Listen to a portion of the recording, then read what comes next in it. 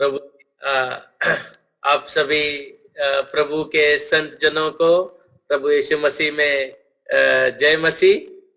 बहुत सालों की इच्छा थी सिलीगुड़ी के इस मंडली के साथ में सहभागिता करने के लिए। प्रत्यक्ष रूप से मैं आना चाहता था, लेकिन प्रभु की योजनाओं में प्रभु ने इस माध्यम से जुड़ने के लिए जो मौका दिया वो मैं मेरा सौभाग्य समझता हूँ। आप सभी के प्रभु का जो प्रेम है, मंडली में जो काम चलता है, प्रभु की सेवा जो चलती है, उसके बारे में मैं सुनकर बड़ा प्रोत्साहित होता हूँ। और हमेशा हम हमारे प्रार्थनाओं में इस मंडली के लिए प्रार्थना करते हैं। मैं कोई बड़ा वक्ता तो हूँ नहीं और हिंदी मेरी मातृभाषा नहीं है, तो मेरे साथ थोड़ा सा सहन कर लेना। भाई ने बहुत अच्छी रीति से प्रार्थना किया है कि प्रभु की आवाज सुननी है, और वो सचमुच में एकदम उत्तम प्रार्थना है। तो मैं भी यही प्रार्थना करता हूँ कि जब मैं वचन की सेवकाई करूँ तो प्रभु आपके साथ ही नहीं, मेरे साथ भी बातें। देखो, एक बिल्कुल जाना पहचाना एक ऐसा वचन के भाग के ओर हम मुड़ेंगे, और ये वचन का भाग जो है इसमें से आपने बहुत अध्ययन किया होगा, आपने बहुत सारे संदेश सुने होंगे, प्रभु ने आपके साथ बातचीत किया होगा, लेकिन एक नए तरीके से प्रभु आज सुबह मैं विश्वास करता हूं कि हमारे साथ इस वचन से बात करेगा। और वो वचन का भाग है भजन संहिता, उसका 119वां अध्याय। भजन संहिता 119वां अध्याय। अब हम सब जानते हैं कि भजन संहिता में बहुत सारे भजन जो है वो दाऊद ने लिखा है, और बहुत सारे ऐसे भजन है जो आसाफ ने लिखा है, बहुत सारे ऐसे भजन है जो कोरा के पुत्रों ने लिखा है। लेकिन भजन संहिता में बहुत सारे ऐसे भजन है जिनके लिखने वाला जो है वो हमें पता नहीं है। जरूर परमेश्वर का वचन है, परमेश्वर के पवित्र आत्मा से प्रोत्साहित करके लिखे गए ये वचन के भाग है, ये भजन है, लेकिन हमें पता नहीं है पूरे तरीके से, पूरे कॉन्फिडेंस से कि किसने लिखा है। इसके पीछे तर्क वितर्क बहुत है, लेकिन हमें पता नहीं है 100% इसके लेखक कौन है। और उसी में से एक जो भजन है वो 119वां भजन है। इसका लिखने वाला कौन है उसका हमें ठोस पता नहीं है कि किसने लिखा है। ये पवित्र शास्त्र बाइबल का सबसे बड़ा अध्याय है, ये हम जानते हैं। और इसमें से बहुत सारे ऐसे वचन है जो हमने कंठस्थ किया होगा, जो इन वचनों ने हमें प्रोत्साहित किया होगा और प्रभु के करीब बढ़ाया होगा। इसी में से हम कुछ वचनों को देखेंगे और जानने की कोशिश करेंगे कि ये लेखक कैसा है, उसका स्वभाव कैसा है। ये हमें पता नहीं उसका नाम क्या है। हम पूरा भजन पढ़ लेंगे तो भी उसका नाम पता नहीं हम किसने लिखा है, लेकिन उसके हृदय की बातों को सुनेंगे, कुछ शब्दों को हम देखेंगे इस भजन में, कुछ वाक्यों को देखेंगे कि वो अपने बारे में जब परिचय देता है तब वो कैसा व्यक्ति है, उसका स्वभाव कैसा होगा, वो कैसा व्यक्ति होगा, उसका दिल कैसा होगा, वो हम देखने की कोशिश करेंगे। और हम उसका जो लागूकरण है, उसका जो एप्लीकेशन है, हमारे जीवन में लगाने की कोशिश करते हैं। तो हम सबसे पहले भजन संहिता 119 और उसका 19वें आयत को पढ़ते हैं। भजन संहिता उसका 119वां अध्याय और 19वीं आयत को पढ़ते हैं। उसका पहला भाग, भजन संहिताकार अपने बारे में कह रहा है, अपना परिचय दे रहा है। क्या कह रहा है? वो कह रहा है मैं तो पृथ्वी पर परदेसी हूं। वो अपना परिचय दे रहा है। देखो यहाँ पर वो कह रहा है कि मैं तो पृथ्वी पर परदेसी हूं। वो अपना बायोडेटा दे रहा है यहाँ पर। वो कह रहा है मैं तो पृथ्वी पर परदेसी हूं, यात्री हूं। ये पृथ्वी जो है ये मेरा स्वदेश नहीं है, ये मेरे लिए परदेश है ना।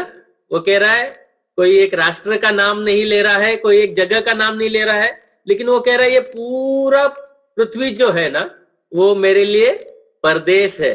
तो अब सवाल ये खड़ा होता है कि यदि ये सारी पृथ्वी तुम्हारे लिए परदेश है भाई, तो फिर तुम्हारा स्वदेश कौन सा है?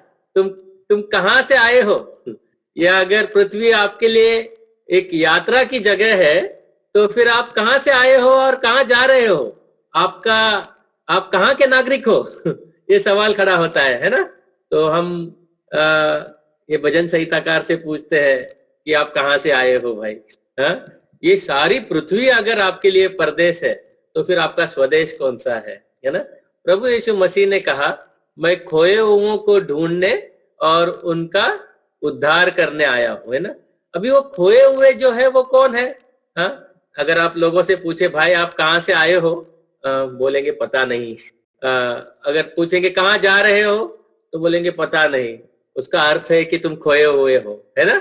आप कहां से आए हैं, कहां जा रहे हैं पता नहीं है, मतलब आप खोए हुए हो। और हम में से भी सभी लोग वैसे ही थे, हमें पता नहीं था हम कहां से आए हैं, कहां जा रहे हैं, खोए हुए हैं। एक दिन प्रभु यीशु मसीह आए, हमसे बातें किए, अपने आप को प्रकट किया, अपने बलिदान के बारे में बताया, तो हमें पता चला अरे हम कहां से आए हमें पता है, अभी हम कहां जा रहे हैं क्या हमको पता है। अब बहुत बार क्या होता है, हम विश्वासी भूल जाते हैं कि हम कहां से आए हैं, कहां जा रहे हैं। आपको याद है उत्पत्ति के पुस्तक में एक व्यक्ति है जो विश्वास का पिता कहलाया जाता है, अब्राहम है।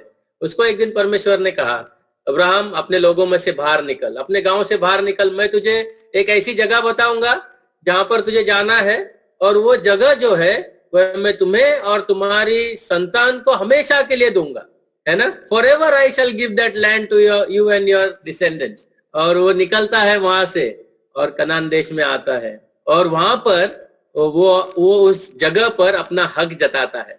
अगर कोई आकर उससे पूछे, अरे भैया ये जगह आपको किसने दिया, यहाँ पर आपका अधिकार कैसे है, तो वो कह सकता था, जिंदा खुदा है, सर्वकाली परमेश्वर है, ये पृथ्वी को बनाने वाला परमेश्वर है जिसने मुझे ये जगह दिया है। कोई इंसान के पास अधिकार नहीं है मुझसे पूछने के लिए, लेकिन परमेश्वर ने दिया हुआ जगह है। परमेश्वर ने दिए हुए जगह पर अब्राहम कैसे रहा?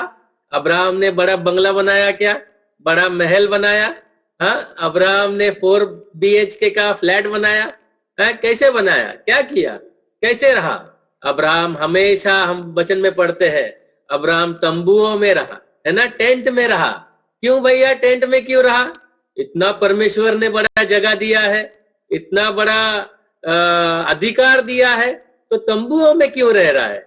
हम अब्राहम के दिल की बात को इब्रानियों के 11 अध्याय में पढ़ते हैं, है ना? वहां पर ऐसे लिखा है, अब्राहम किसकी राह देख रहा था? वो एक ऐसे नगर की राह देख रहा था जिसका नींव बनाने वाला खुद परमेश्वर हो। ये पृथ्वी के ऊपर मैं यात्री हूं, ये पृथ्वी पर मैं परदेसी हूं, ये पृथ्वी मेरा देश नहीं है। ये अब्राहम का जीवन में हम देखते हैं, हमेशा तंबू में रहा, यात्रा का जीवन बिताया, है ना? और हम अब्राहम के जीवन में देखते हैं वो इस धरती पर परदेसी बना रहा। इस सुबह हम अपने दिलों को ये सवाल पूछते हैं, है ना, कि क्या हम इस विचार के साथ इस पृथ्वी पे रह रहे हैं कि हम ये देश के नहीं है, हम ये पृथ्वी के नहीं है? हम कहां से आए, हम कहां जा रहे हैं, क्या हमें पता है? क्या हम उस आनंद में रह रहे हैं कि हम कहां जाने वाले हैं, है ना? बहुत ही सुंदर बात है, भजन संहिताकार यहाँ पर कह रहा है कि मैं इस पृथ्वी पर परदेसी हूं, मैं इस पृथ्वी पर यात्री हूं। वचन में हम पढ़ते हैं, देखो यूहन्ना के, अगर आपको मैं यूहन्ना के किताब में बताऊं, 6 अध्याय में हम देखते हैं कि प्रभु यीशु मसीह ने अपने शिष्यों को कहा कि आप दूसरी ओर जाएंगे, दूसरी ओर चलते हैं, है ना? और वो अपने बोट में जाके बैठ गए, प्रभु अकेले में पहाड़ पर चला गया, और ये सारे लोग शिष्य लोग बोट में आगे जा रहे थे।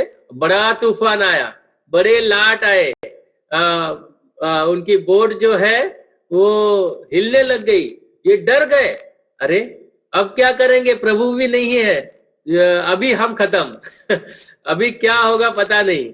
हाँ, पूरे भयभीत हो गए। लेकिन प्रभु कहाँ था?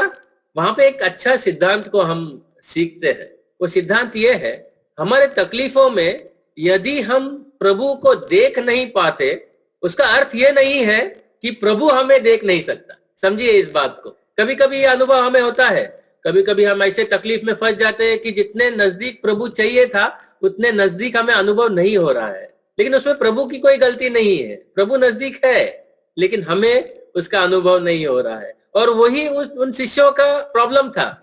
प्रभु कहाँ है? हमें प्रभु दिख नहीं रहा है, अंधकार है, तूफान है, डर गए हैं। लेकिन प्रभु कहाँ है? प्रभु पहाड़ पर है, प्रभु ऊंचाई पर है। वो अपने शिष्यों को बराबर देख पा रहा है। वो किस अवस्था में है, किस तकलीफ में है, उसे बराबर दिख रहा है। तो प्रभु क्या करता है? डूबो, ऐसा बोलता है क्या? नहीं, प्रभु पानी पर चलकर उनके पास आता है ना? तो उनको फिर डर लगता है कि अरे ये कोई भूत वूत तो नहीं है। लेकिन प्रभु उनसे कहता है, डरो मत, मैं हूं, do not fear, it is I. और फिर क्या होता है? देखो, कोई भाई अगर 21वीं आयत पढ़ सकता है मेरे लिए, यूहन्ना 6 और उसका 21वीं आयत हिंदी में पढ़ सकता है। यूहन्ना 6 और 21वीं आयत, बड़ी सुंदर बात है वहां पर। यूहन्ना 6 और 21वीं आयत। सो वे उसे नाव पर चढ़ा लेने के लिए तैयार हुए और तुरंत वह नाव उस स्थान पर जा पहुंची जहां वह जाते थे। देखो, वहां पर बीच में एक बहुत सुंदर शब्द है। वो सुंदर शब्द तुरंत है ना? उन्होंने जब प्रभु को जान लिया कि प्रभु ये हमारा प्रभु है, तो उनको इच्छा हो गई, प्रभु तुरंत उस प्रभु को उन्होंने स्वागत कर लिया अपने बोट में। और वहां लिखा है तुरंत वो जहां जाना चाहते थे वहां पर उनकी नाव पहुंच गई। मतलब ये एक यात्रा में निकले थे, बीच में तकलीफ आई, बीच में तूफान आया, लेकिन प्रभु जब उस नाव में आया तो तुरंत वो जहां जाना चाहते थे वहां पर उनकी नाव पहुंच गई। हम कहाँ जाना चाहते हैं? हम कहाँ जाना चाहते हैं? हम इस दुनिया के बड़े बड़े पदों पर जाना चाहते हैं। हम बड़े बड़े घरों के स्वप्न देखते हैं। हम इस दुनिया में बड़ा होना चाहते हैं। कहाँ जा रहे हैं? है ना?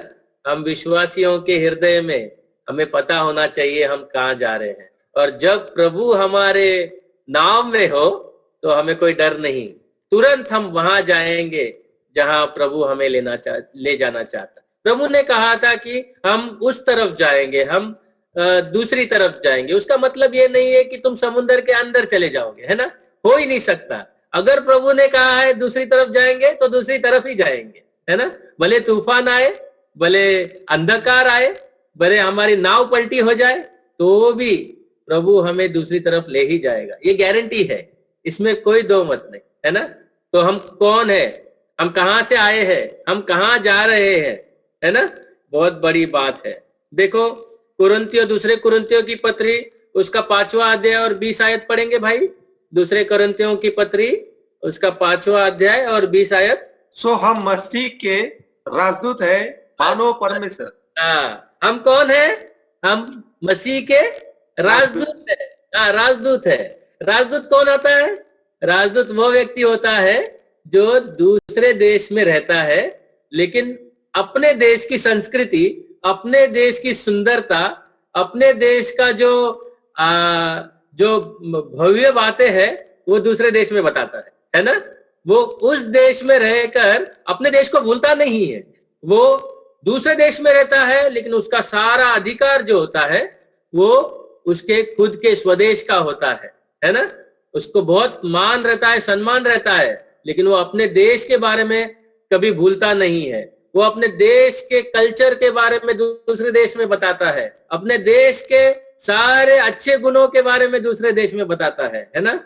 हम कौन है? मसीह के राजदूत है। तो हम जब इस पृथ्वी पे रह रहे हैं, इस परदेश में रह रहे हैं, तो हम किसकी बातें बोल रहे हैं? क्या हम इस देश के, इस पृथ्वी के बातों में फंसे हुए, इसके सुंदरता में फंसे हुए, या क्या हम स्वर्ग के बातों को कहते हैं? देखो, एक और बात है, फिलिपियों के 3 अध्याय और 20वें आयत में क्या लिखा है?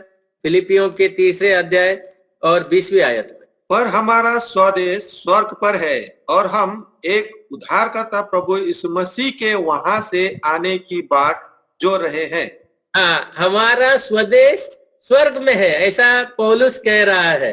हाँ, पौलुस क्या कह रहा है? हमारा नागरिकता जो है ना वो स्वर्ग का है, ऐसा लिखा गया है वहां पे। हाँ, बहुत सुंदर शब्द है जिसमें लिखा है हमारा स्वदेश जो है वो स्वर्ग का है। देखो, ऐसा नहीं लिखा गया है कि हमारा स्वदेश स्वर्ग में होगा, ऐसा नहीं लिखा है। हमारा स्वदेश स्वर्ग का है करके लिख रहा है। उसका मतलब ये है कि हम स्वर्ग के नागरिक मरने के बाद नहीं होते, है ना। हमें मरने की जरूरत नहीं है स्वर्ग के नागरिक बनने के लिए। हम स्वर्ग के नागरिक तभी बन चुके जब हमने प्रभु को ग्रहण किया, है ना।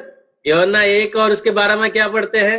जितनों ने उसको स्वीकार किया उतनों को, अर्थात जितनों ने उस पर विश्वास किया उन्हें परमेश्वर के संतान होने का अधिकार दिया।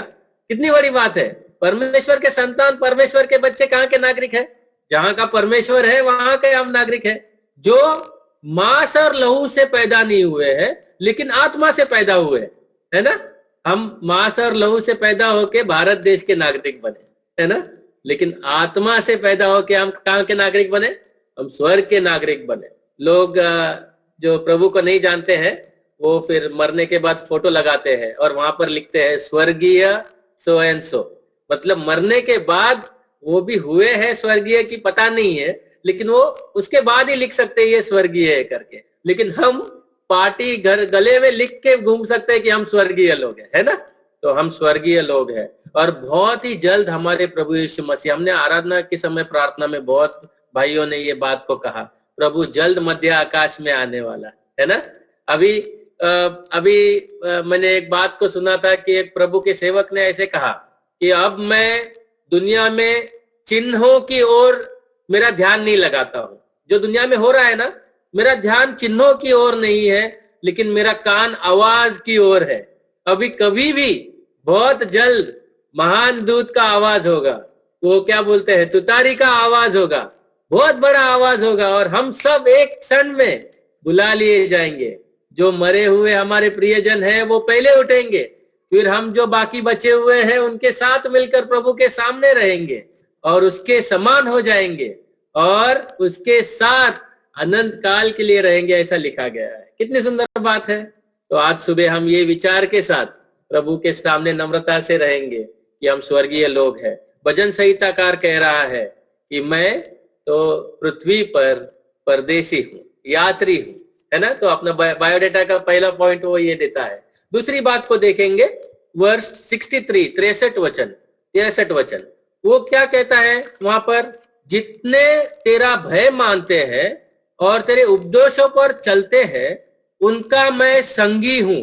जितने तेरा भय मानते हैं और तेरे उपदेशों पर चलते हैं उनका मैं संगी हूं। अभी मैं अकेला तो नहीं हूं यात्री, ऐसा कह रहा है वहां पर। हाँ, वो कहता है मैं परदेश में तो जरूर हूं लेकिन यहाँ पर मैं अकेला नहीं हूं, मेरे साथ कुछ लोग हैं, मैं संगति करता हूं उन लोगों के साथ, मैं उनका संगी हूं। वो कौन लोग हैं? वो लोग हैं जो प्रभु का भय मानते हैं और प्रभु के वचनों पर चलते हैं, है ना। हमको प्रभु ने बचाकर अकेले नहीं छोड़ दिया इस दुनिया में।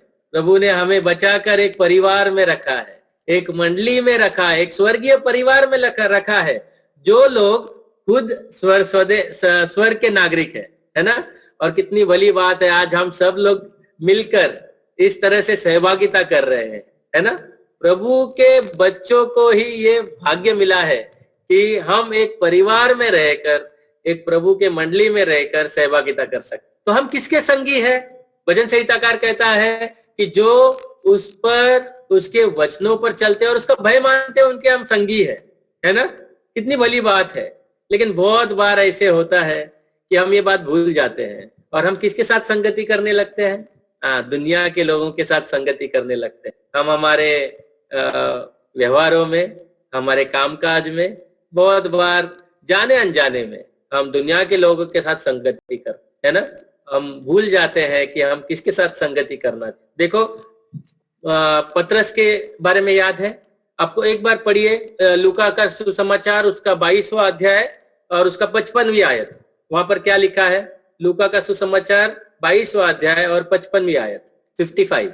और जब वे आंगन में आग सुलगा कर इकट्ठे बैठे तो पतरस भी उनके बीच में बैठ गया।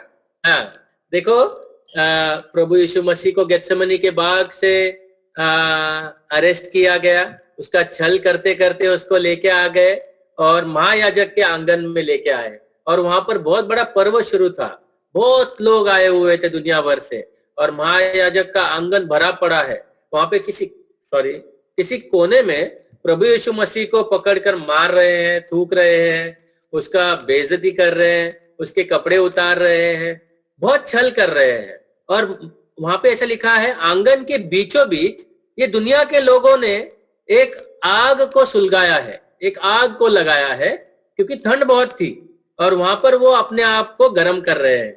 और ये हमारा भाई पतरस क्या किया? वो गया और वो इनके साथ उस आग के पास बैठ गया और वो वहां पर अपने आप को गर्मी ले रहा है। देखो, दुनिया के ने लगाई हुई आग जो है, उसके साथ अगर हम उनके साथ संगति में बैठ जाएंगे तो क्या होगा? क्या होगा? जब पूछा जाएगा ना, अरे ये भी उनके साथ था, तो क्या बोला? मैं नहीं जानता उसको, आई डोंट नो हिम। अरे नहीं, तुम उनकी भाषा बोलते हो। अरे नहीं, मैं नहीं जानता। पतरस ने 3 बार अपने प्रभु को नकारा। जब हमारा रिश्ता प्रभु के साथ में ठंडा हो जाता है, तब हम दुनिया ने लगाई हुई आग के पास जाकर बैठते हैं और उसमें से निकलता क्या है? उसका परिणाम क्या होता है? परिणाम ये होता है कि हम कहते हैं हम उसे नहीं जानते, हम नहीं जानते। बहुत बार जाने अनजाने में ये बात हमसे हो जाती है। दुनिया ने लगाई हुई आग, दुनिया के साथ अगर हम सहभागिता करेंगे, उसमें हम अगर अपने आप को अच्छा महसूस करने लगेंगे, तो हम अपने प्रभु को नकारेंगे। पतरस ने वो किया। लेकिन पतरस के जीवन में बहुत उतार चढ़ाव आए। वो पतरस ने आखिर में हम देखते हैं प्रभु के लिए प्राण देने के लिए भी नहीं डरा। आप में से जो बाइबल का अध्ययन करते हैं उनके लिए 2-3 बातें कहता हूं, झट से वो अपने मनन के लिए ये बात कर सकते हैं। पतरस के जीवन में 3 बार हम अग्नि का उल्लेख देखते हैं, अग्नि का संदर्भ देखते हैं। एक तो ये है जहां पर दुनिया ने लगाई हुई आग है, वहां पर ये बैठकर गर्मी ले रहा है और वो अपने प्रभु को नकारता है। दूसरे बार हम देखते हैं यूहन्ना के 21वें आयत में, वहां पर प्रभु का पुनरुत्थान हुआ है, प्रभु मौत को हरा कर जी उठा है और ये सब मछली पकड़ने के लिए गए हैं। पतरस और 6 लोगों को लेकर जाता है और प्रभु ने समुद्र किनारे एक छोटा लकड़ी का अग्नि लगाया है और सुबह सुबह वहां पर प्रभु इनको पुकारता है, आओ और नाश्ता करो। प्रभु ने लगाए हुए अग्नि के पास में पतरस क्या कर रहा है? प्रभु के हाथों से नाश्ता कर रहा है। दुनिया ने लगाई हुए आग के पास क्या कर रहा है? नकारता है। प्रभु ने लगाई हुए अग्नि के पास वो प्रभु के हाथों से भोज कर रहा है, प्रभु से खिला रहा है। कितनी बड़ी बात है। तीसरे बार हम देखते हैं प्रेरितों के काम उसके 2 अध्याय में, जब वो लोग वो कमरे में बंद थे 120 लोग, और पेंटिकोस्ट के दिन जब पवित्र आत्मा अग्नि के जीभ के समान नीचे उतरता है, हर एक के सर पे उतर जाता है, तब पतरस खड़ा होता है और सुसमाचार बताता है। 3000 लोगों का उद्धार होता है। देखो पतरस का सामर्थ्य। एक अग्नि के पास उसने प्रभु को नकार दिया, दूसरे अग्नि के पास वो प्रभु के हाथों से भोज कर रहा है, तीसरे अग्नि के पास में वो प्रभु के नाम को प्रकाशित कर रहा है, प्रभु के नाम को डिक्लेयर कर रहा है। कितनी बड़ी बात है। ये तीनों भी विषय पे आप अध्ययन कर सकते हैं, प्रभु आपके साथ अधिक बातें करेगा। तो हम ये देखते हैं यहाँ पर जितने उसके भय मानते हैं, हम उनके साथ सहभागिता करते हैं। हाँ, बहुत बार ऐसा होता है कि हमारे मंडली में किसी वडील जन ने हमारी कुछ गलती बता दी, तो ये कैसे हो गया, ये गलत है, ये नहीं होना चाहिए था, मेरी गलती क्यों बताई, है ना। तो हम सहभागिता से दूर भागना चाहते हैं, है ना। नहीं, ऐसा नहीं है। बहुत बार हम हमारे प्रियजनों के साथ हमारे विचार नहीं जमते हैं, लेकिन इसका मतलब ये नहीं होता है कि हमने सहभागिता से भागना। हम एक ही पिता के संतान हैं, एक ही पिता के बच्चे हैं। जैसे हमारा प्रभु ने व्यवहार किया हर एक से, वैसे हमने व्यवहार करना सीखना चाहिए, है ना, तो सहभागिता बनी रहेगी। देखो जब पतरस ने पहले मंडली में हम देखते हैं, पतरस ने जब सुसमाचार बताया, कितने लोगों का उद्धार हुआ पता है? 3000 लोगों का उद्धार हुआ। टोटल में 3120 हो गए। 3120 लोगों का मन जो है वो 3120 विचारों में या मन अलग अलग होना चाहिए, है ना। 3000 लोगों का मन अलग अलग होना चाहिए, लेकिन हम वहां पर क्या पढ़ते हैं? वो सारे लोग एक मन में, एक चित्त में, एक दिल से सहभागिता करने लगे। कितनी सुंदर बात है। एक दिल से, एक मन में। 3000 लोगों का 3000 अलग अलग दिशा में जाना चाहिए था, लेकिन 3000 लोगों का सहभागिता कैसे होता है? परमेश्वर को भय मानने वाले, उसके वचनों पे चलने वाले जब साथ में आते हैं तो सबका मन एक हो जाता है और बहुत अच्छी आराधना निकलती है, बहुत अच्छा प्रभु का सुंदरता दिखता है ना। तो ये हमारे मंडलियों में हमारे सहभागिता का बड़ा मुख्य कारण बनना चाहिए, है ना। हम उन लोगों के साथ सहभागिता न करें जो हमें प्रभु से दूर ले जाते हैं, जो प्रभु के सुंदरता पे चादर ढक देते हैं। हमें उन लोगों के साथ सहभागिता करना है जो उसके वचनों पर चलते हैं, जो उसका भय मानते हैं। ठीक है, तो अभी यहाँ पर भजन संहिताकार यही कह रहा है। पहली बात तो मैं यात्री हूं, मैं परदेशी हूं। दूसरी बात मैं संगी हूं, मैं किसी का संगी हूं, संगति करता हूं। तीसरी बात 94 वचन, भजन संहिता 119 और उसका 94 वचन। वहां पे क्या कहता है ये भजन संहिताकार? वो कहता है शुरुआत में ही देखो, मैं तेरा ही हूं, है ना, ऐसा लिखा है, मैं तेरा ही हूं। देखो ध्यान से देखो, वहां पे ऐसा नहीं लिखा है कि मैं तेरा भी हूं। वो कहता है मैं तेरा ही हूं। आई एम ओनली योर्स, मैं सिर्फ तेरा हूं। उसका मतलब ये बनता है ना, मैं तेरा ही हूं। प्रभु यीशु मसीह हमेशा चाहता है कि उसके जो भेड़ है उसके साथ संगति करे। वो ये जान ले कि मैं उनका हूं। प्रभु खुद कहता है ना, मेरे भेड़ मुझे जानते हैं, व्यक्तिगत मेरी आवाज को सुनते हैं, मेरे हैं, दे आर माइन, है ना। और हम बहुत बार कहते हैं प्रभु से कि प्रभु मैं तेरा हूं लेकिन फिर उसके साथ प्लस प्लस प्लस लगाते जाते, तेरा हूं, फिर मेरी वाइफ का भी हूं, मेरे बच्चे का भी हूं, मेरे दोस्त का भी हूं, है ना। ऐसा होता है ना हमारे साथ में। लेकिन भजन संहिताकार कहता है मैं तेरा ही हूं, क्योंकि मैं जब सिर्फ तेरा हूं तब मुझे मेरे रिश्तों का सही अंदाजा आता है। जब मैं तुझसे प्यार करने लगता हूं तब मैं मेरे बीवी से प्यार करने लगता हूं, मेरे बच्चों से प्यार करने, मेरे अन्य विश्वासियों से प्रेम करने लगता हूं, तब मेरे दुश्मनों से प्रेम करने लगता हूं, है ना।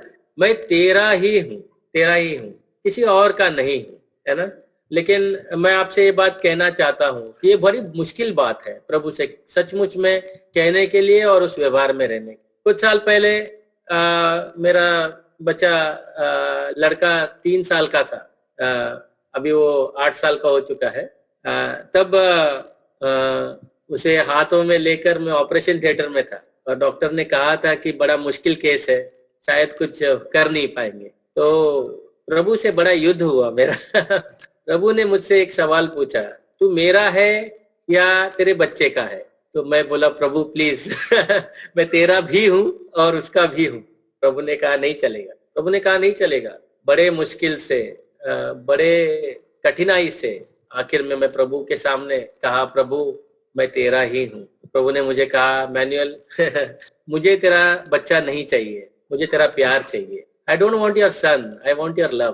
तब प्रभु ने कहा, तू जब ये कबूल कर लिया कि तू मेरा ही है ना, तो बाकी सब कुछ भी तेरा ही है ना। आज मेरा बेटा 8 साल का है और जब भी उसे देखता हूं तो मुझे याद आता है कि मैंने क्या शपथ लिया है ना। तो बोलने का तात्पर्य ये है कि हम सभी लोग कहीं ना कहीं पे अपना प्यार प्रभु के साथ कॉम्प्रोमाइज होने के लिए कुछ ना कुछ होता ही है। हम किसी ना किसी से कभी कभी प्रभु से ज्यादा प्यार करने लगते, है ना। तो तब प्रभु हमें ये बात पूछता है, तो किसका है? मैं तेरा ही हूं। और ये भजन संहिताकार कहता है कि मैं तेरा ही हूं करके, है ना। हम जाने अनजाने में बड़े स्वार्थी लोग हैं, है ना। हम प्रभु के साथ भी रिश्ता वैसे ही रखते हैं जैसे हम एक दूसरे के साथ रखते हैं। तुम मुझसे प्यार करोगे तो मैं तुमसे प्यार करूँ, तुम मुझे ये दोगे तो मैं तुझे वो दूंगा, है ना। तो प्रभु के साथ भी हम स्वार्थी बनते हैं। हम लिटरली नहीं करते हैं, हम सहभागिता करते हैं, चर्च जाते हैं, बाइबल पढ़ते हैं, प्रार्थना करते हैं, आराधना करते हैं, पता नहीं चलता है कि हम स्वार्थी है करके। हाँ, लेकिन एक देखो, आप मंडली में अगर एक पूरे मंडली का एक पिक्चर फोटो ले ले सब लोगों को खड़ा करके, हाँ, और वो फोटो अगर आपके हाथ में लाकर दे दे तो सबसे पहले आप किसको देखोगे?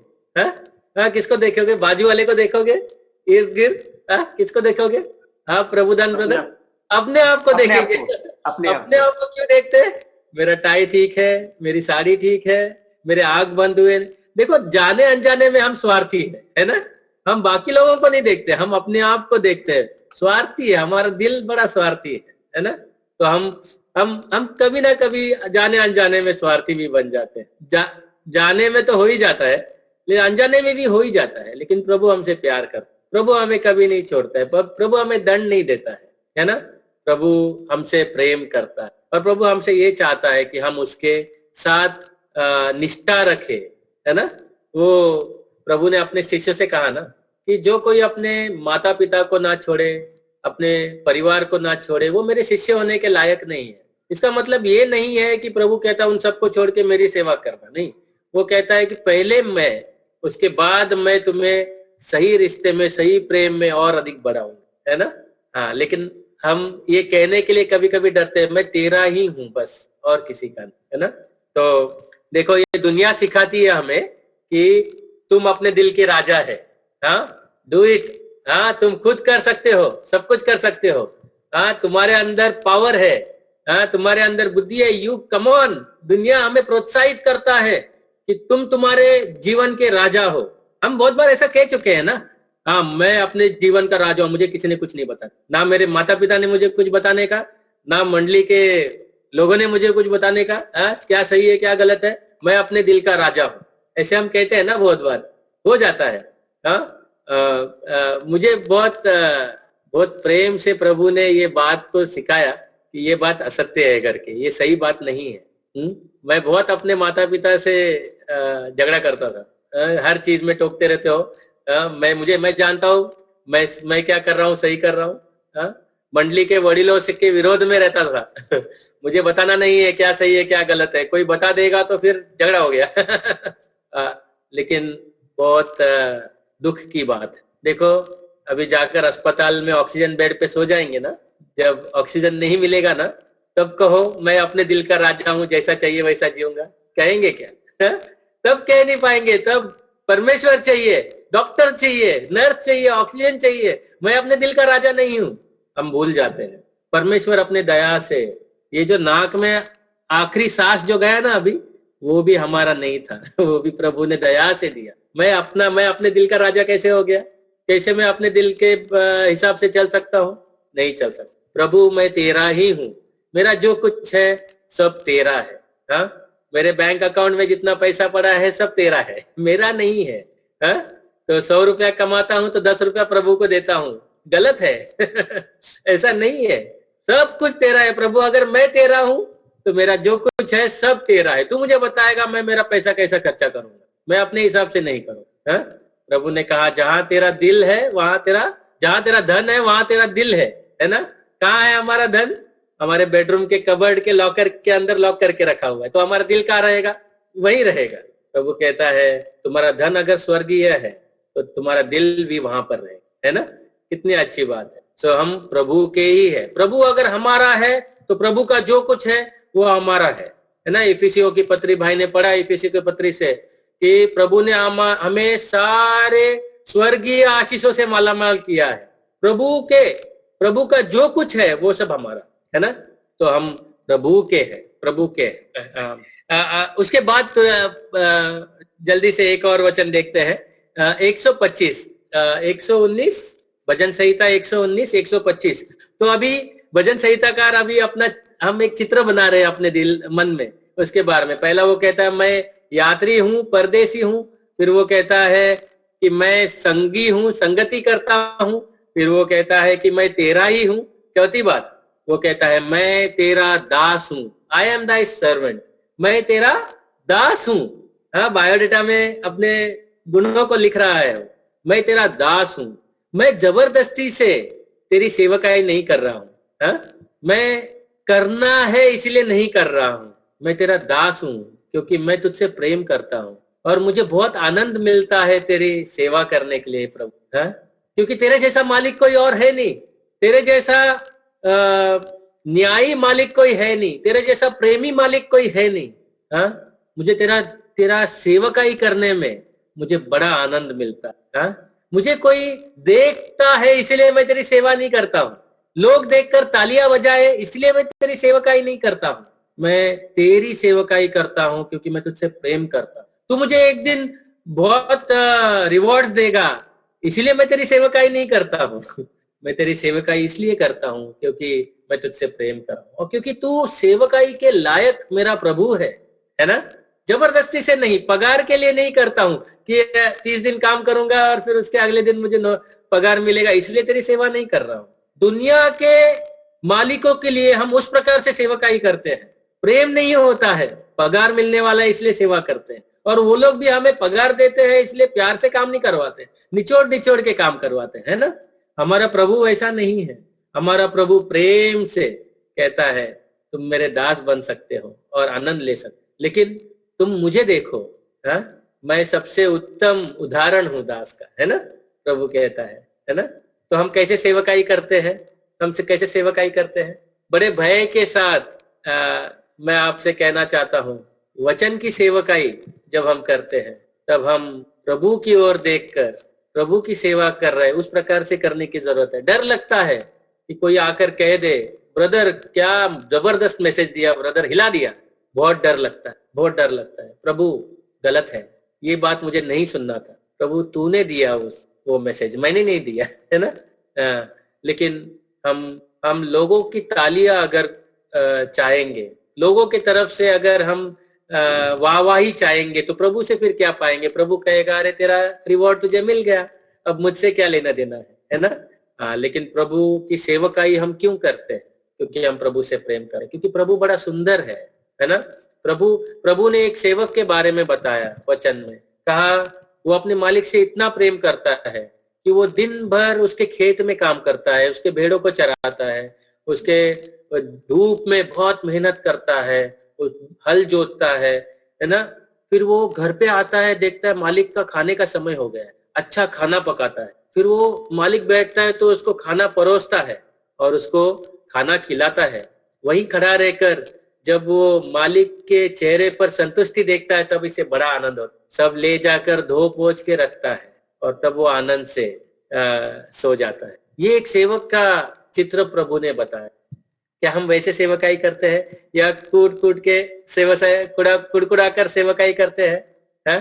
प्रभु ने अगर बुलाया ना कि मैनुअल आजा ये काम करना है, तो मैं कहता हूँ यहाँ हूं मैं प्रभु, हियर आई एम, उस भाई को भेजो काम करने के लिए here I am Lord send him ऐसा करते हैं ना बहुत बार। मैं ही क्यों करूं वो काम?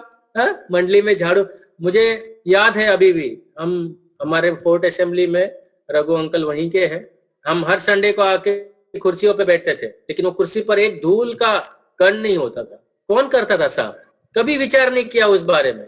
एक बूढ़े हमारे रॉबी अंकल थे, वो सुबह सुबह जल्दी आकर कुर्सियों पे कपड़ा मारते थे, किसी को पता नहीं था, किसी को नहीं मालूम पड़ता था कौन किया है, कौन बाथरूम साफ कर रहा है, कभी पता नहीं चलता था। ये मालूम है कौन पुलपिट पे खड़ा रह के वचन सेवकाई कर रहा है, बराबर मालूम, लेकिन जो गुप्त में काम करता है, प्रभु की सेवा करता है, कितनी बड़ी आनंद है ना। तो हम प्रभु की सेवा में लगे रहे। भजन संहिताकार कहता है मैं तेरा दास हूं, मैं तेरा दास हूं, तेरा सेवा करने में मुझे बड़ा आनंद मिलता है, तेरे सेवकाई में मुझे बड़ा आनंद मिलता। तो हम वो बात को भी दिल में हमारे बैठा के रख के हम प्रभु की सेवा में लगे हुए, लोगों की सेवा में नहीं लगे, हम प्रभु की सेवा में लगे। हम भले दुनिया के ऑफिस में काम करते हो, वहां पर भी हम प्रभु की सेवा कर रहे हैं। हम बस में सफर कर रहे हैं, किसी से बात कर रहे हैं, प्रभु की सेवा कर रहे हैं। हम हमारे घर में हमारे घर का काम कर रहे हैं, हमारे बच्चों को संभाल रहे हैं, वो हम प्रभु की सेवा कर रहे हैं, है ना। कितनी बड़ी बात है। तो आखिरी बात 141वीं आयत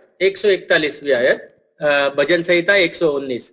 अब ये बायोडेटा खत्म होने आया है वो कह रहा है मैं छोटा और तुच्छ हूं, मैं छोटा और तुच्छ हूं।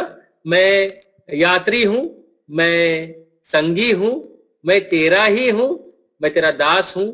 और अब वो कह रहा है मैं छोटा और तुच्छ हूं, इस दुनिया में मुझे कोई कीमत नहीं है, मुझे कोई देखता नहीं है, कोई बात नहीं है प्रभु, इस दुनिया में मैं तुच्छ जाना जाता हूं, कोई बात नहीं है प्रभु। है ना? क्या हम वैसे जीवन जीते हैं? किसी ने अगर एक बात बोल दिया तो हम 4 बात बोले बगैर वहां से हिलेंगे नहीं, है ना? हाँ, प्रभु ने कहा कोई ये गाल पे मार दे तो ये गाल आगे कर, हम ये गाली आगे नहीं करेंगे पहली बात। पहले ही बात मारने नहीं देंगे, है ना? दूसरा तो दूर की बात। क्या जब हमें कोई तुच्छ कहता है, हमारा कोई इंसल्ट करता है, तो क्या हमारा दिल टूट जाता है? क्या हम अपने अधिकार के लिए लड़ते हैं इस दुनिया में, है ना? या हम कहते हैं प्रभु तू मुझसे ज्यादा इंसल्टेड हुआ है, तेरा अपमान मुझसे ज्यादा हुआ है, मैं भी तेरे समान तुच्छ हूं इस दुनिया में। हाँ प्रभु, तुझे तो पैरों तले रौंदा गया। हाँ, हम हमारे सम्मान के लिए बहुत सारी बातें करते हैं ना, कि भाई मुझे कुर्सी अगर आगे की नहीं मिलेगी तो मैं आऊंगा ही नहीं वो मीटिंग में। मुझे अपमान सहन नहीं होता है। हा? हम तुच्छ है। तो देखो, ये जब हम पूरे बातों को देखें, हमें भजन संहिताकार कौन है पता नहीं है, लेकिन इसमें से हमें बिल्कुल पता चलता है कि ये किसके बारे में कहा जा रहा है। कौन है वो व्यक्ति जिसके बारे में ये कहा गया है? ये हमारा प्रभु यीशु मसीह का चित्र नहीं है क्या? प्रभु यीशु मसीह इस दुनिया में कैसे रहे? परदेश है, ये मेरा देश नहीं है, यहाँ पर मेरा कुछ भी नहीं है। जन्म लेने के लिए मेरे को हॉस्पिटल का बेड नहीं मिला, मरते समय हॉस्पिटल का बेड नहीं, है ना? एक चरनी में पैदा हुआ, एक क्रूस के ऊपर मृत्यु सा। पंछियों को उनका घोंसला है, लोमड़ियों को उनके गुफा है, लेकिन मनुष्य के पुत्र को सर टेकने के लिए जगह नहीं। उसका खुद का कहलाने लायक कुछ नहीं था, कुछ भी नहीं था। उसका कब्र भी उसका खुद का नहीं था, भाड़े का था, किसी और का था, है ना? प्रभु यीशु मसीह के पास कुछ नहीं, लेकिन हमारे पास क्या क्या है? हमारे पास क्या क्या है? सब कुछ है। प्रभु को अकेला छोड़ दिया गया, प्रभु को उस क्रूस के ऊपर किसी ने नहीं देखा, तुच्छ, सब सर हिलाते आ रे करते निकल गए वहां से, कोई उसके पास नहीं रहा। उसके बदन के कपड़े भी उसके नहीं थे, फाड़ दिए, नंगा कर दिया, है ना? सोचिए हमारा प्रभु कितना सुंदर, कितना सुंदर। उसने कहा आखिर में मैं अपने तुम्हारे पिता के पास और मेरे पिता के पास जा रहा हूं, है ना?